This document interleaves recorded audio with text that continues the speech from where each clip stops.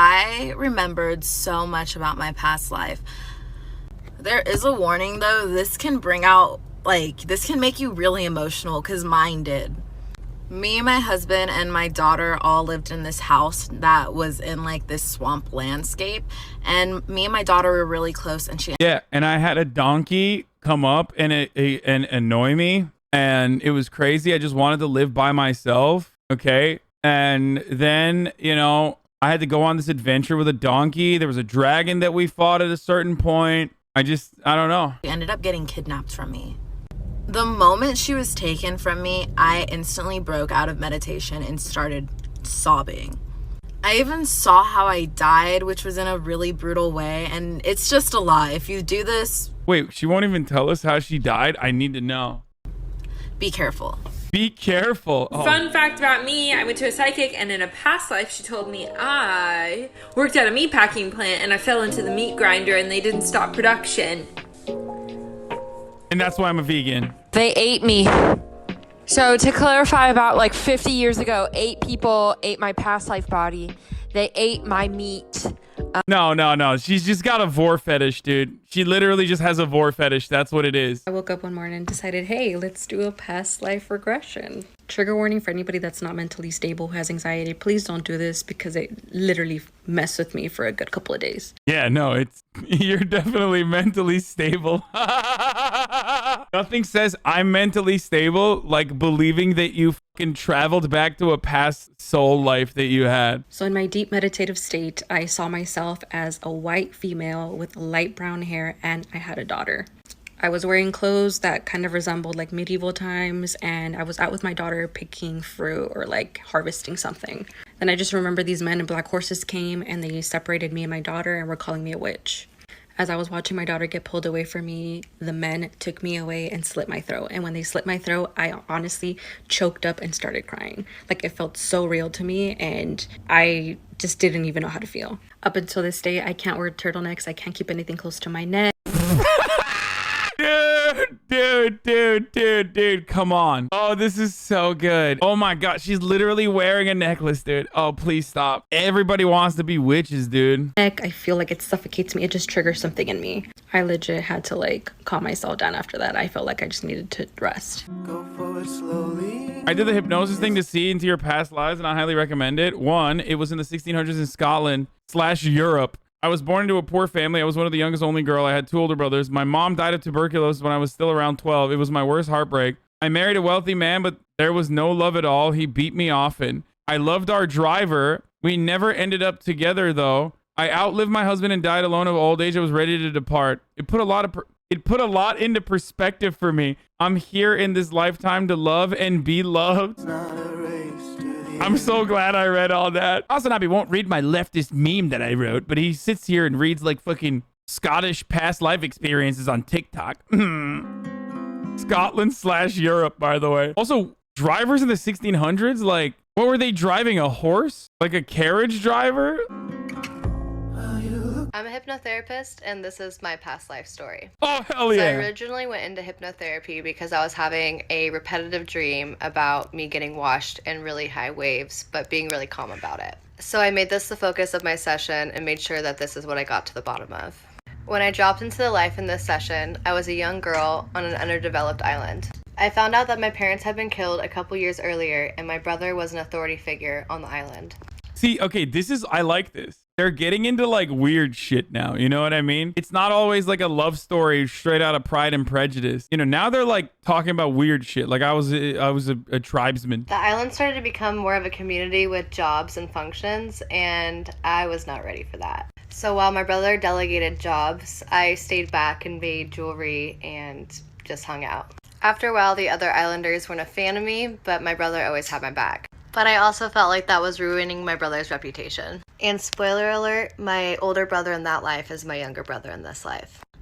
It's always a self-report, dude. It's literally there's this endless feeling of covering up your personal flaws in this life by drawing back to trauma or experiences in a past life. It's obvious that her younger brother probably is a little bit embarrassed by her being a fucking TikTok hypnotherapist. So he's just You know, he's like an accountant or some shit, and everyone's like, yo, what's up with your fucking older sister, dude? She's kind of weird. Stop embarrassing my brother, I took off in the middle of the night.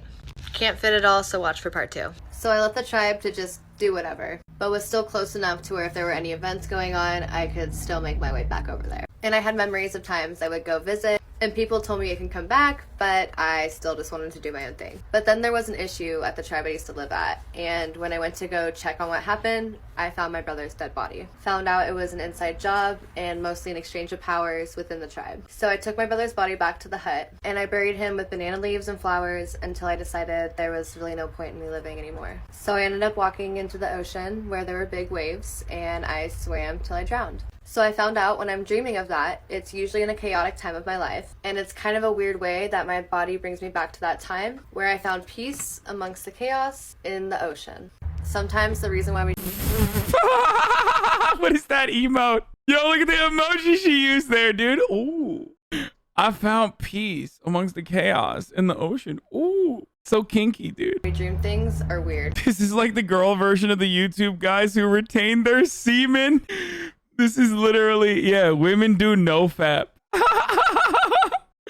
Oh, it's the same energy. Like, actually, the nofap guys are like way more serious, though. They get very upset when you make fun of them. 3 signs that you know somebody from one of your past lives. Oh my, what is, oh, dude, this guy. Time starts feeling weird when you're around this person. So maybe time speeds up or time slows down, but you tend to check the clock and you're like, what? It's only been 10 minutes. It feels like it's been 2 hours. Or, oh my God, it feels like it's been 30 minutes, but it's been 5 hours. Time kind of takes on another role. It's not. This is not in its, time is not in its normal flow when you're around this person. Or maybe you're fucking enjoying yourself around this person and you just like don't think about it. In its normal flow when you're around this person. Ever since I started dating my boyfriend, we both felt like we already knew each other. We also had a lot of deja vus while being together. So we decided to do a past life regression meditation. And turns out we did know each other. We lived in Ireland in the 1500s. We were a lesbian couple and had to keep it secret because the hard times. My soul's body looked a bit like this, and his soul's body looked a lot like this. Wait, is she black? Is she saying that she was black in Ireland in the 1500s? How do I delete this memory? No, too late, dude. Why is it that these people are never ugly in their past lives? It's always like, I was this like super hot Irish woman and I was this super hot Moor woman in Ireland in the 1500s. And we were super hot. Like, we were just fucking cool as shit. We were discovered by his soul's body family and they accused me of witchcraft. What?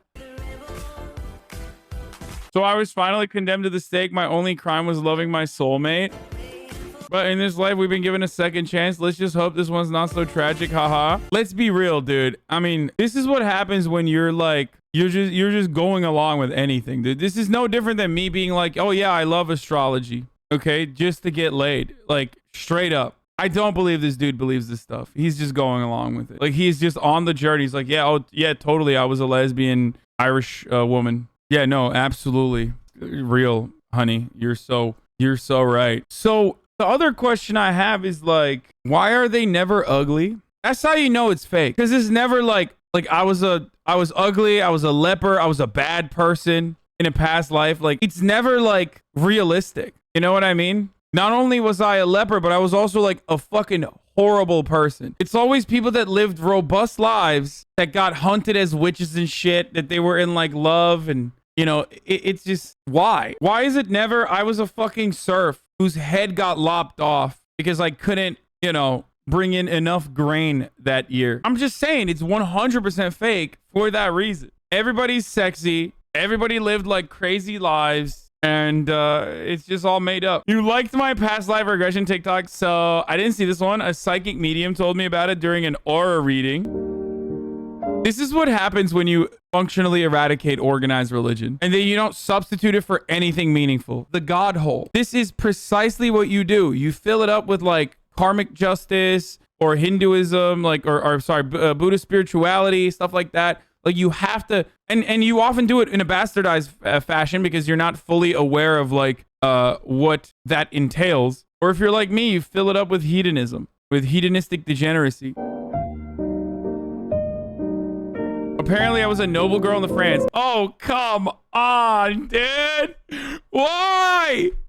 This is literally what I'm saying. You're never like a piece of shit. My family wanted me to marry a rich man, but I was not in love with him. So I said no, but they tried to force me. So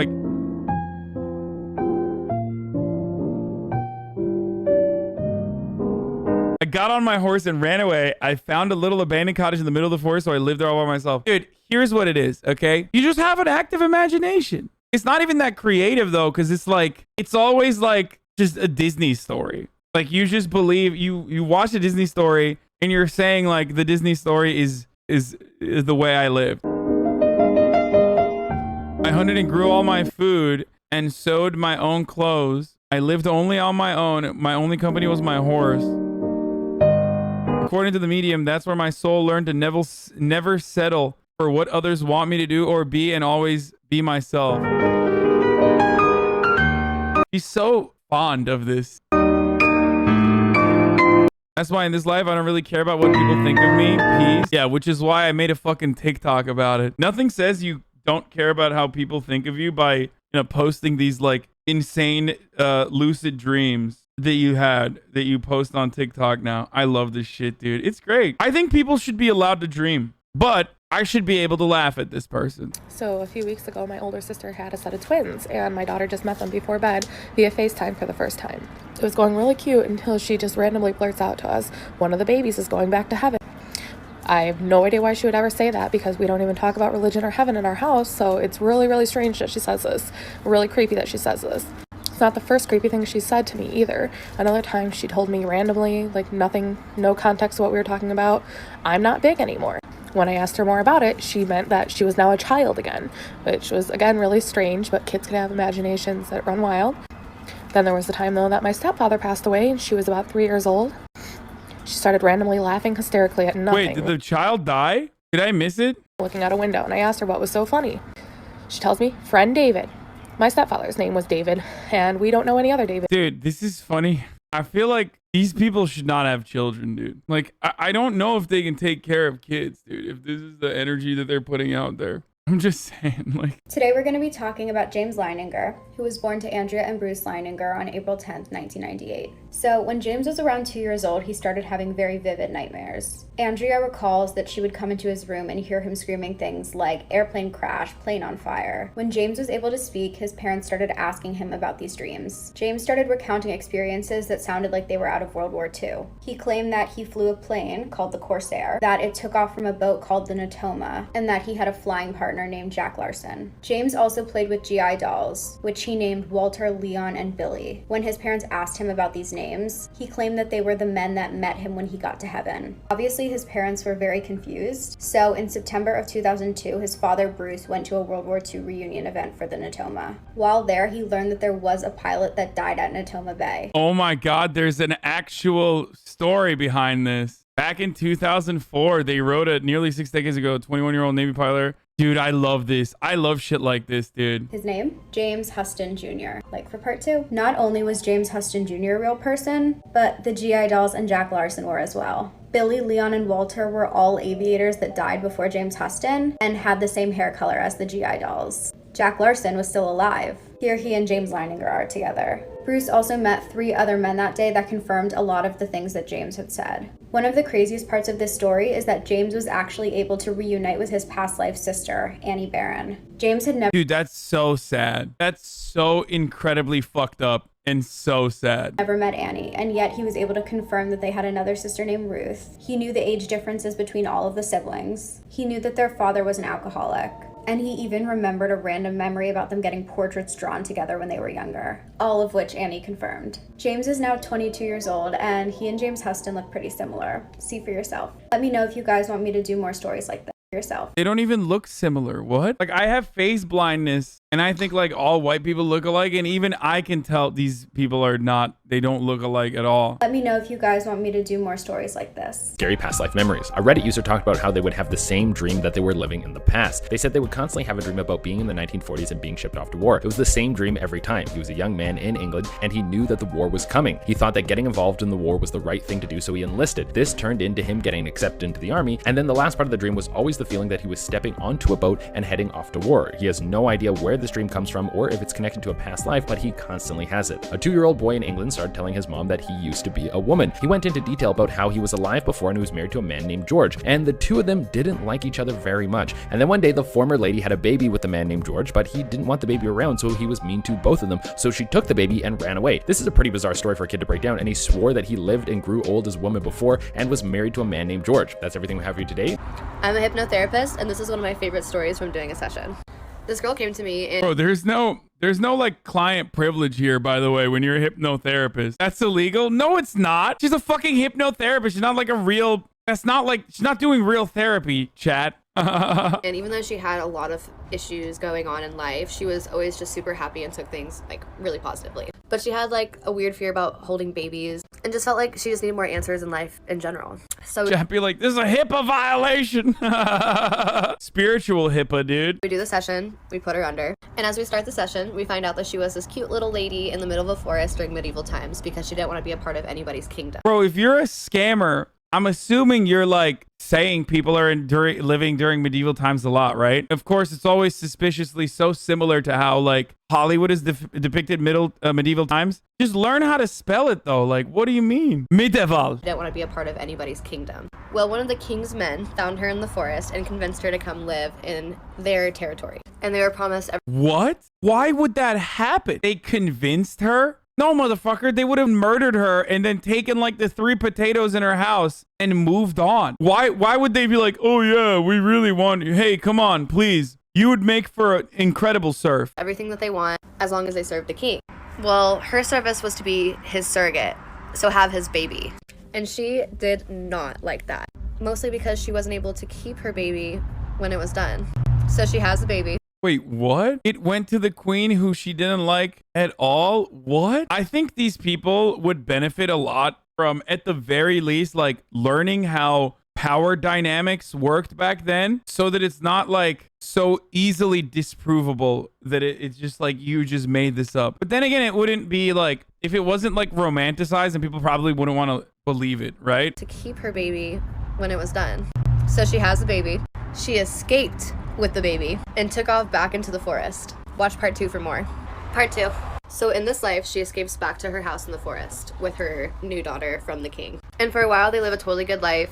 She raises her daughter for about 3 or 4 years. But then the king's men end up finding her again in the forest, and this is where— Sad. Then the king's men found her again, dude. No, sad. It gets kind of ugly. They not only took the child back, but they also cut off all of her hair on the spot and then took her as their own prisoner to take her back to the king. What? Why wouldn't they just cut her head off at this point? This is the point where head cutting would have happened if this story was real. The head cutting would have happened before anything else. Also, how the fuck are the king's men, whoever they are, which I don't know why there is like a king's man. Why are they like, how are they able to find people when like motherfuckers were getting away with crimes like 30 years ago before like DNA evidence had been, the science around like DNA evidence had existed to the degree that it does. Like, what's going on? Kingdom. She spent her life as a prisoner for about 2 years until her brother ended up breaking her out.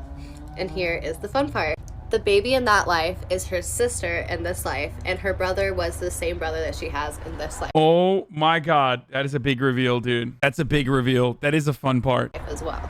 And when she told her mom said it all made sense because when she was a little girl, she used to take her sister out of her mom's hands and say, "Thank you for having my baby." She also would refuse to cut her hair, ever, and would scream if anyone ever tried. And her sister have incarnated many lives together that way.